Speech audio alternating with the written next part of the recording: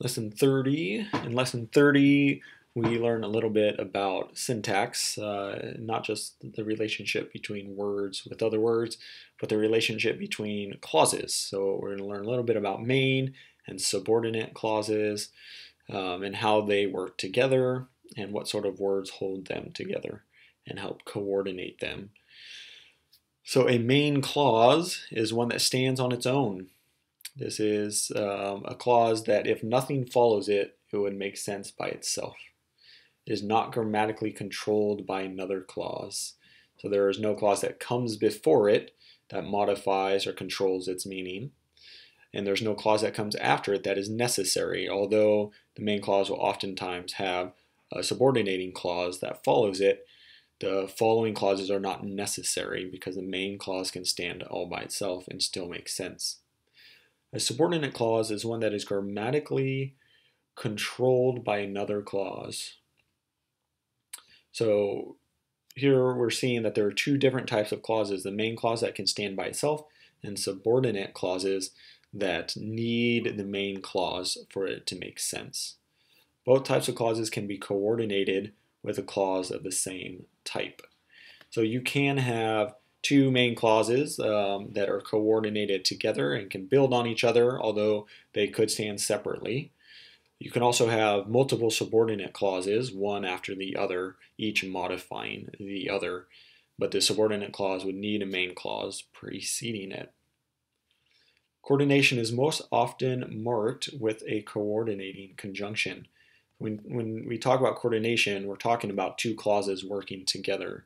And for them to work together, oftentimes we need some sort of conjunction, such as the conjunction vav that means and, or some other such as o, which means or, vol, which means but, or ulam, which also means but. These two are rather rare. Many times vav is used in places where in English we would translate or use the conjunction but Hebrew does have two actual conjunctions that can be translated as but as well. Note that while the vav is a coordinating conjunction, often a subordinate relationship between the two conjoined clauses is implied by the context.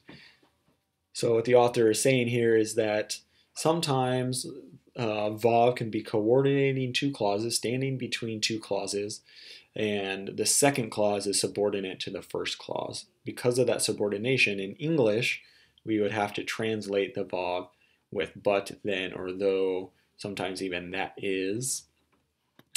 So if the second clause is in subordination to the first clause, we probably won't translate the vav as and, but in some sort of subordinating conjunction in English.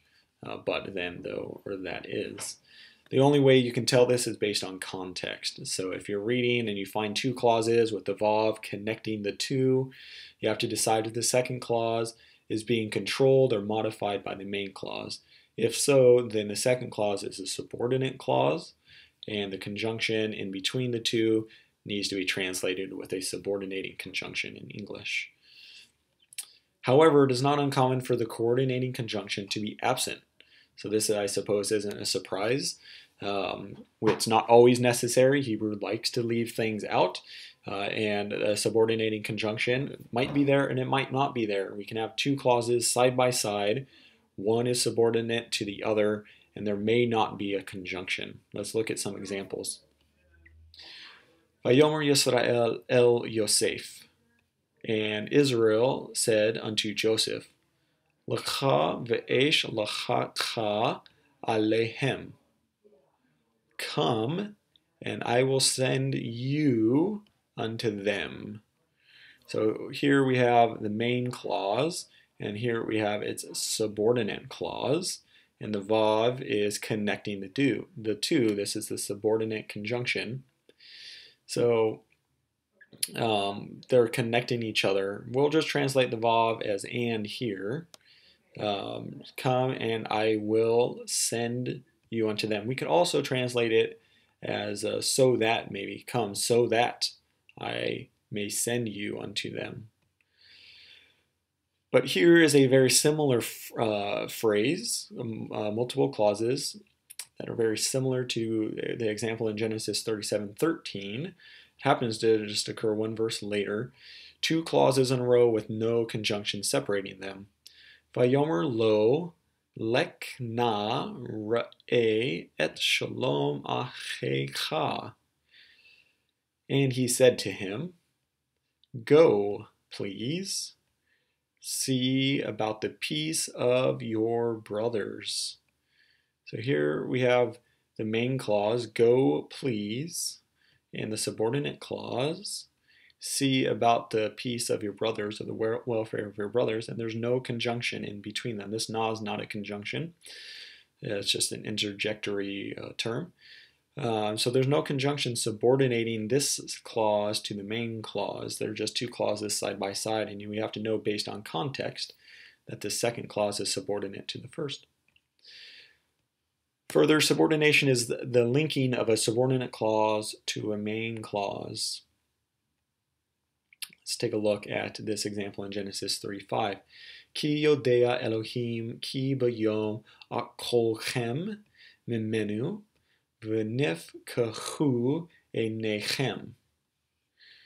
Because God knows that in the day you eat from it, and your eyes, they will be opened. So here we have multiple clauses, and the key is the subordinating conjunction. These two keys are both subordinating conjunctions, and this vav is also subordinating conjunction. There's a main clause that came earlier that is controlling this first clause here, because God knows. And that's why God told you not to eat from the fruit, because God knows that. What does God know? He knows that in the day you eat from it, this clause is subordinate to this clause here. And then the final clause is subordinate to the clause in the middle. And the vav is connecting the two.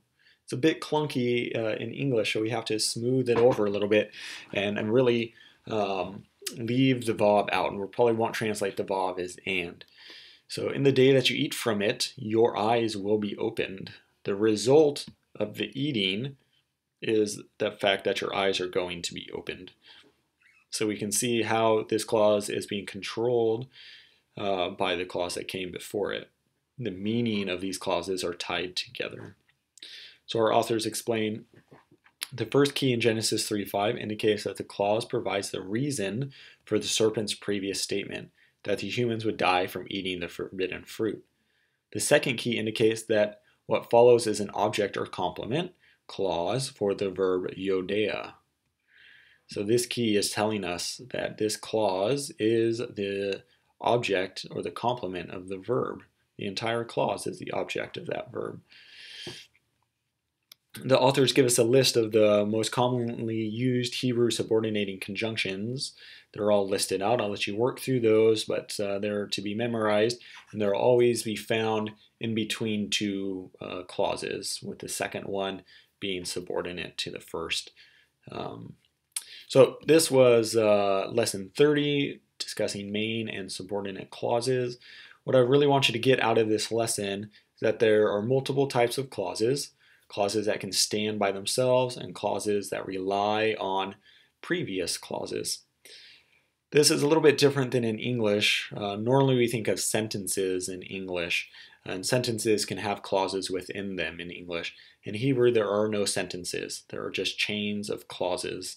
So it's actually like a book. It's just one big long run-on sentence, I suppose, because oftentimes we'll have many, many clauses all lined up together with conjunctions, and a lot of them will be subordinating conjunctions. A big, long thought all tied together with multiple conjunctions. So just as we move forward, we'll be looking for main clauses and subordinate clauses and how they relate with one another. So that's lesson 30.